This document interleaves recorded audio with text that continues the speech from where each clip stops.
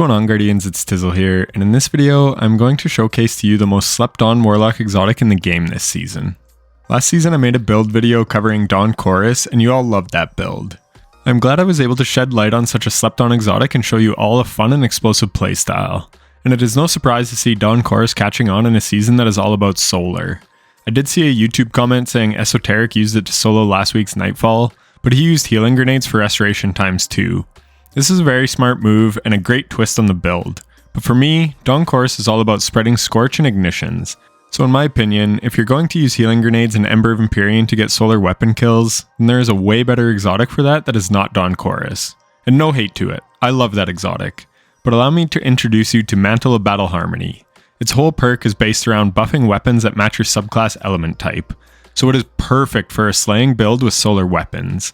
Let's look at what it does. It has the exotic perk Absorption Cells. Takedowns with weapons that have a damage type matching your subclass element grant you super energy.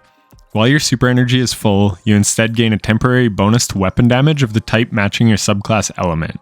And this is a ×4 weapon surge, so 25% bonus damage.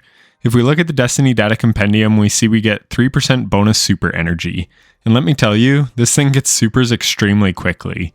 And that is really nice in activities like the Coil.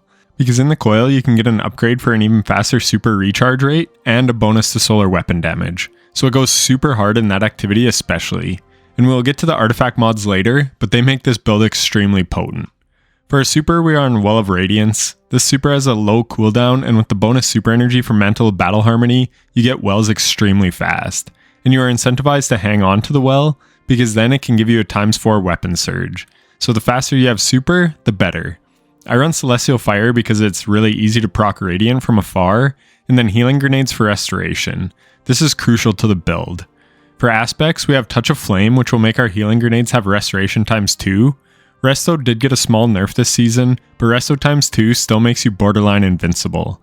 Then I run Icarus Dash because it's nice to have, and Heat Rises requires you to consume your grenade, and we don't want to do that. For Fragments, we have Ember of Torches to make us Radiant with a melee hit. This is great for giving us Radiant. And then we use Ember of Empyrean to extend our Radiant and Restoration duration. So basically you just toss out a melee, throw a healing grenade at your feet, and then start slaying with your solar weapons. And you are walking around with constant restoration ×2 and a 25% weapon damage bonus so long as you have enemies around to keep killing and keep proccing Ember of Empyrean. And if you have a full super, you will also get a 25% damage bonus from the exotic. And if you don't have super, you will get massive super energy gains for each enemy that you kill. Trust me, this build is an ad clear machine, especially with the right weapons. For our other two fragments, we have Ember of Singeing for faster class ability when we kill scorched targets, and Ember of Searing for more melee energy and fire sprites when we kill scorched targets. The fire sprites give grenade energy back, so essentially you are getting all three of your abilities back for killing scorched targets.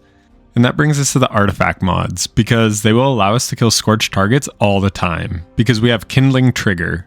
Radiant causes solar weapons to apply Scorch to unscorched combatants, and because we are always Radiant, every enemy we mow down will have Scorch applied, so we'll be proccing Ember of Searing and Singeing constantly. And for those times we don't have a melee handy, we can use Flint Striker to give us Radiant for rapid precision hits or final blows with our solar weapons. These two mods take this build from a 9.5 out of 10 to 10 out of 10. We also have Torch to allow us to deal 5% more damage to enemies affected by stasis or strand debuffs. This is easily achieved with a chill clip fusion rifle like Riptide. We have Wished into Being for more orbs on an ability kill when we are near super. This isn't used much, but you could use this to get a melee kill when you are close to your super to top you up. Then we have Revitalizing Blast, which allows you to put a 15% debuff on champions and bosses. This helps you melt champions like crazy. If you are solo, run Solo Operative. But if you're in a fire team, you can also run Raise of Precision, so every precision final blow you get will cause an ignition. This just lets you clear the battlefield even faster.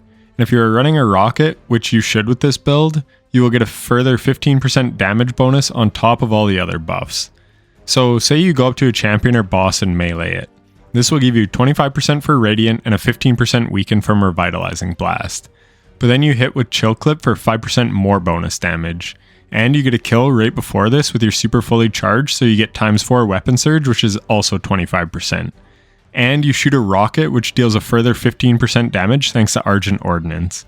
This is a 2.17x damage increase, and if you're a solo, you'll deal a further 15% more damage, for 2.5 times more damage, and that is not even including a weapon perk on the rocket like Bait and Switch or Explosive Light. Because we make so many orbs with this build, I actually recommend Explosive Light on Apex Predator over Bait and Switch because Bait and Switch takes 2 rockets and it is honestly overkill. At least in content with champions like Solo Lost Sectors or Master Nightfalls. If you're in the Coil or the new dungeon, Bait and Switch is a better option for boss DPS. But for champion melting, one Explosive Light rocket will do the trick. And that brings us to the mods. On the helmet we have double harmonic siphon, so our orbs of power we create with solar weapon kills give us even more super energy, and one heavy ammo finder, since I strongly recommend running this with rockets and an exotic primary. On the gloves, 2 solar loader mods. This build is all about our solar weapons, so the quicker we can reload them, the better off we will be. On the chest, resist mods for whatever the activity calls for, 3 solar surges on the boots. I know we can get ×4 surge for free from our exotic, but it is nice to be able to have the damage bonus leading up to getting your super. And this allows you to pop your super at will and not take too big of a hit to your damage, so trust me on this one. And on the class item, you want a time dilation mod for a longer weapon surge timer, and then outreach and bomber so you get melee and grenade energy back when you cast your rift. And remember, you will get lots of rifts thanks to Ember of Singeing. For weapons, Sunshot is an absolute beast here because it is already great, but we also have Unstoppable Hand Cannon on the artifact. A solar machine gun will absolutely tear through ads as well, but an exotic primary also serves that same function. So I recommend a rocket in the heavy slot instead. Apex Predator is goated with this build, but Dragon's Breath is also extremely good. However, it will take up your exotic slot, but if you wanted to run it, then you could run a solar hand cannon like Zali's Bane instead. Mine has 1-for-all and explosive payload, and when you get 1-for-all going with a minor spec, it hits harder than Sunshot does, so this is a great option. A primary with incandescent can also do wonders here. And because we have Resto ×2 always going, then you can even run Tommy's Matchbook if you like. I ran it in a Master Lost Sector and it performed decently well. But the absolute best thing to run with this build is Vex Mythoclast. Vex got yet another buff this season with a 10% damage bonus to red bars on top of the 40% extra that exotic primaries already do, a 25% buff to bosses, and a whopping 200% buff to champions when it's in the linear fusion mode. And let me tell you, this thing absolutely fries. And because we always have Radiant, then it basically always has anti-barrier. And if you need Radiant, you can just land some headshots with it to proc Radiant thanks to Flint Striker. Believe me, it shreds through enemies. And like I mentioned earlier, it's awesome to run in the Coil. I actually soloed a run with it and it was a lot of fun. I also soloed the Birthplace of the Vile Master Nightfall this week with this build, and it worked really well. But yeah, that is pretty much it for the build.